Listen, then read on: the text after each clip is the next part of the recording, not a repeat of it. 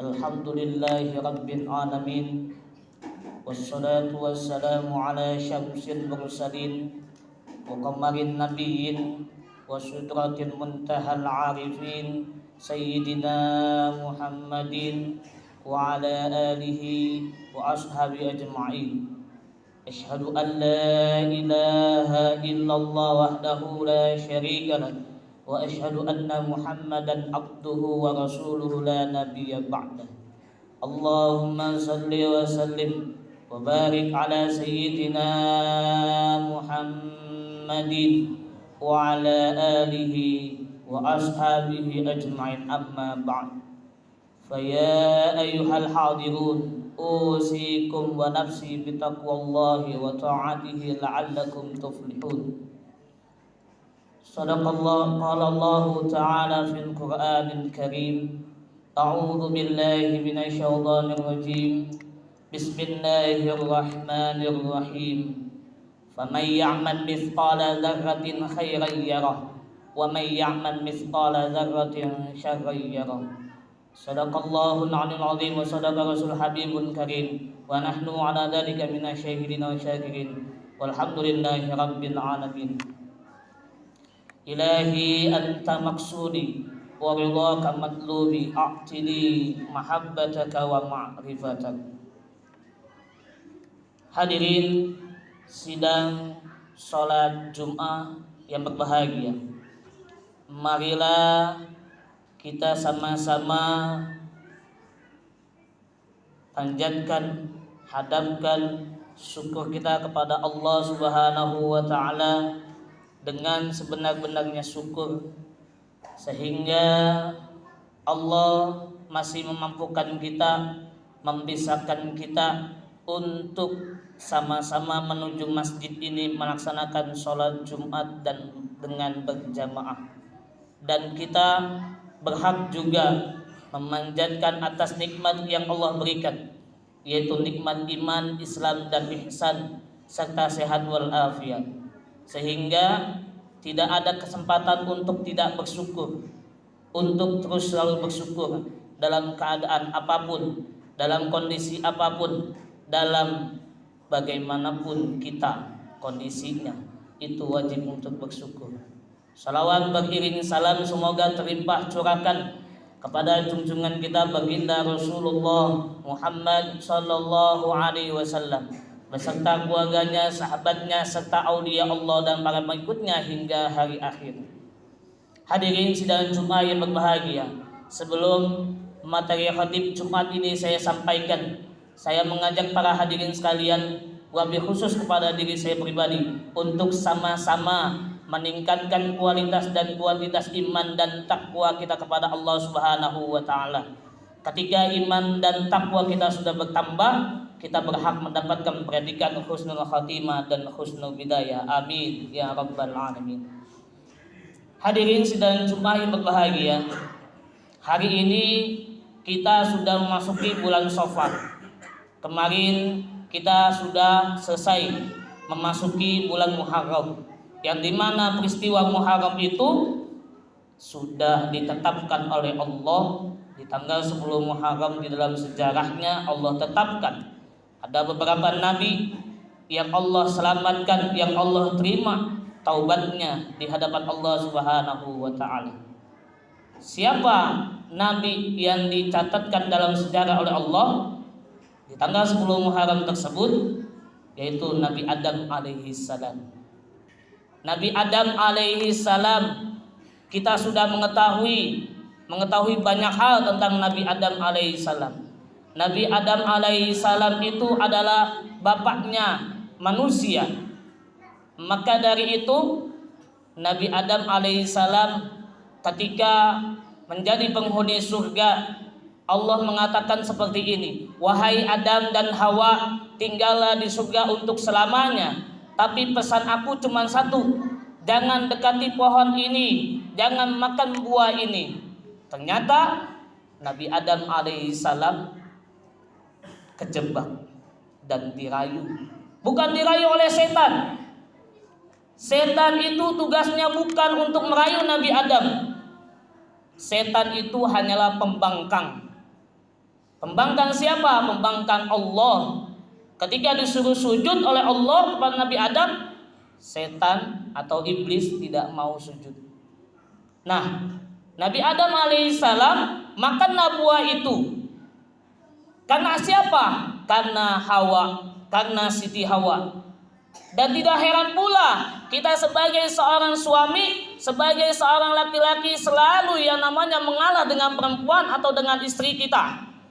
Kenapa demikian? Karena Hadratus Syekh wa Maulana Muhammad Abdul Ghasyif wa Masdul Mursyid Thariqah Qadir Naksabandiyah Pondok Pesantren Suryalaya, beliau mengatakan kepada saya dan kepada murid-muridnya bahwasannya dunia seorang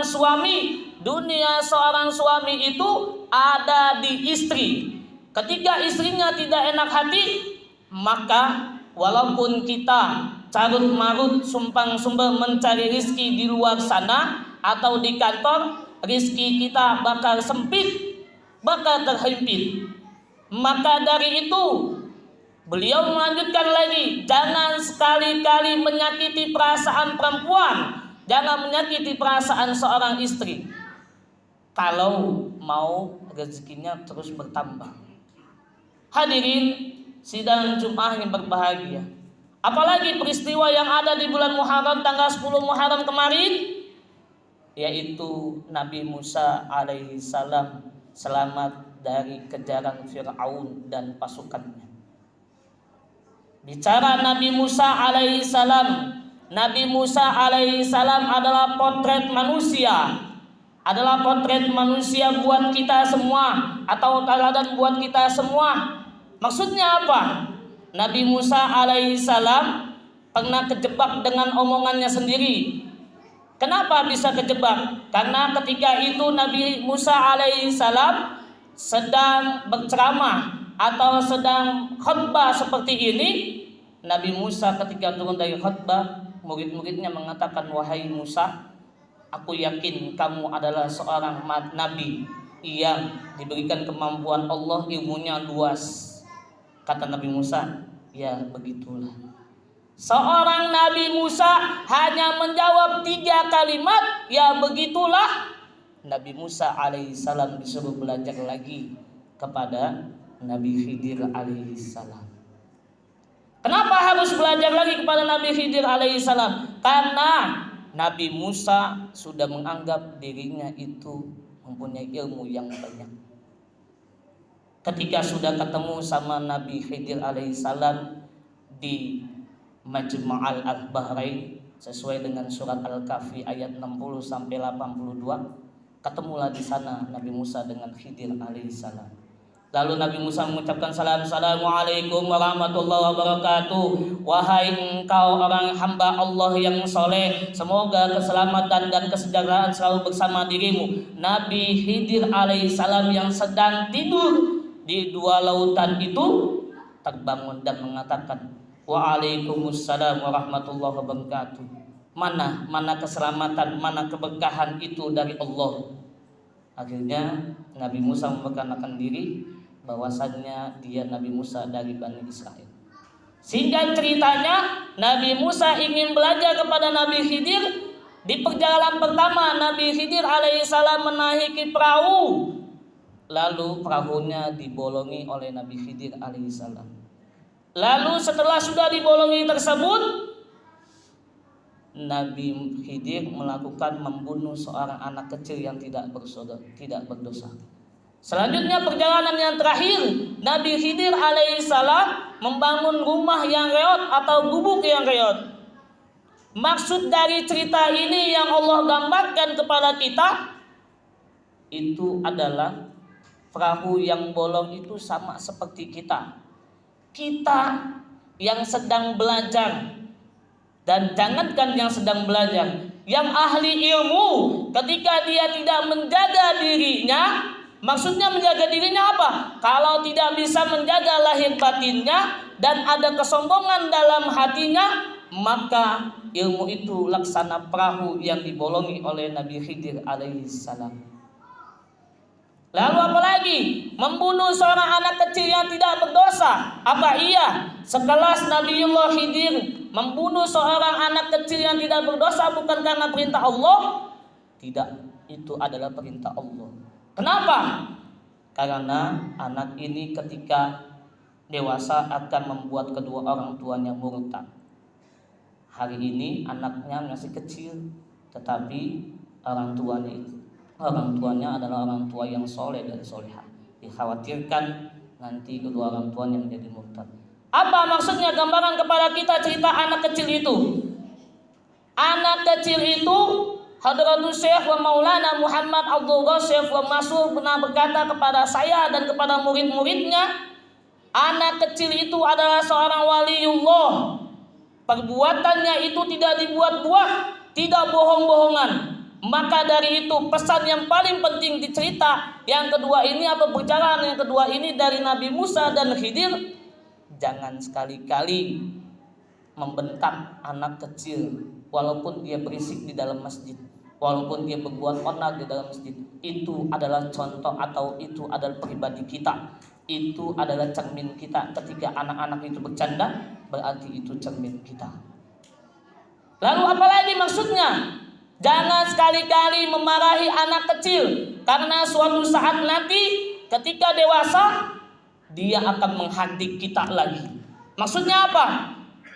Kalau anak kecil itu adalah titipan dari Allah dan perbuatan apa yang dikatakannya itu adalah cermin diri kita dan itu tidak bohong-bohongan. Kalau kita yang sudah akil balik selalu banyak bohongnya. Kenapa? Karena kita malu kalau tidak bohong. Hadirin sidang Jumat yang berbahagia. Apalagi perjalanan yang ketiga. Perjalanan yang ketiga yaitu membangun gubuk yang reot. Kalau secara akal logika, mana mau kita membangun rumah yang reot atau gubuk yang reot kalau bukan saudara kita sendiri. Tapi ini Nabi Khidir alaihissalam mengajarkan kepada Nabi Musa bahwasannya jangan sampai kita melihat sesuatu itu di luar dari konteksnya syariat agama Islam. Maksudnya apa ke kita? Maksudnya kalau kita tidak bisa membangun orang lain dalam menyemangati ibadah, maka kita wajib menyemangatkan diri kita dulu, baru ke keluarga kita, baru ke orang lain. Hadirin sedang Jumat yang berbahagia. Cerita ini atau tiga perjalanan ini adalah salah satu hikmah yang luar biasa sekali. Hikmah yang luar biasanya apa? Pertama, menjaga ilmu dan amaliyahnya. Jangan saja kita belajar ilmu, tapi amaliyahnya tidak dijalankan. Satu yang paling penting kata Rasul, orang yang sholat di awal waktu itu tidak akan dimiskinkan oleh Allah dan tidak akan melarat untuk selamanya, akan diberikan kemudahan. Orang yang kaya itu, kata Hadratus Syekh Maulana Muhammad Abdul Ghasif Masdud, orang yang kaya itu ketika butuh ada. Kalau orang Sunda bilang butuh ayat. Hadirin sidang Jumat yang berbahagia, perlu kita ketahui perjalanan kita itu tidak semudah yang kita bayangkan. Kita harus bisa menjaga lisan kita, tidak untuk membicarakan orang lain di belakang, tetapi dia mau itu semua. tidak menjelekkan orang lain di belakang, tetapi dia mau itu semua. Itu berarti ilmunya tidak dipakai berserta amaliyahnya. Semoga Allah Subhanahu wa taala berkahi semuanya, segalanya, selamanya. A'udzu billahi minasyaitonir rajim. Bismillahirrahmanirrahim. Wal 'ashri innal insana lafi khusrin illa alladziina aamanu wa 'amilus shalihati wa tawassaw bil haqq wa tawassaw bis sabr. Barakallahu li wa lakum fil Qur'anil karim. Wa nafa'ani wa iyyakum bima fihi minal ayati wa dzikril hakim. Aqulu qawli hadza fastaghfiru innahu huwal ghafurur rahim.